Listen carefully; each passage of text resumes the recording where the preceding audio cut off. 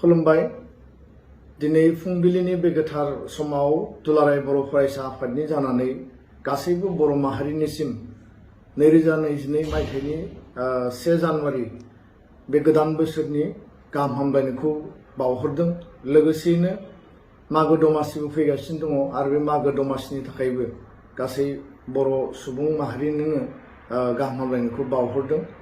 मिजिंथियो 2021 मायथाइ आरो 2020 मायथाइयाव सुबुं माहारिया कोविड महामारिनि थासारिजों साग्लोबजानानै जों गोबां मोगा-मोगि जानो गोनां जाबाय। 2022 मायथाइया सुबुं माहारिनि थाखाय गोजोननि बोसोर जाथों आरो जोङो शान्ति आरो खौसेथिनि गेजेरजों बर' माहारिखौ अराय जोङो बेंना लाखिनो हाथों आरो गासै बिथिङाव बर' माहारिखौ जौगानायनि थाखाय दुलाराय बर' फरायसा आफादा माहारि सिबिनाय माहारिखौ जोङो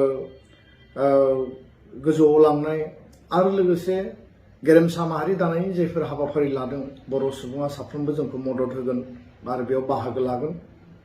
सोलोंथाइ आरो रांखान्थि बिथिङाव जौगानायनि थाखाय गोबां हाबा मावनो गोनां दङ आरो बे बिथिंफोरखौबो मावनायनि बेलायाव गुनगोनां सोलोंथाइ गोग्गो सोलोंथाइ आरो साफ्रोमबो मोनफ्रोमबो न'खरनि रांखान्थि अबस्थाया थासारिया जाहाथे जौगानो हायो बेनि थाखाय गासै बिथांखिफोरखौ लानानै मोनसे रिभलिउसन जोङो लाबोफिननांगोन आरो बे बिथिङावबो दुलाराय बर' फरायसा आफादा हाबा मावगासिनो दङ।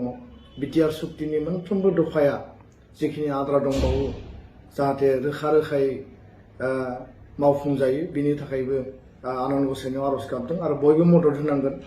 आरो आङो जोबनायाव साफ्रोमखौबो फिन खेबसेबाव गोदान बोसोर 2022 मायथाइनि फिन गोसो गोरबोनि दुलाराय बर' फरायसा आफादनि जानानै हामलायनायखौ आं बावहरफिनबाय। गोजोन्थों।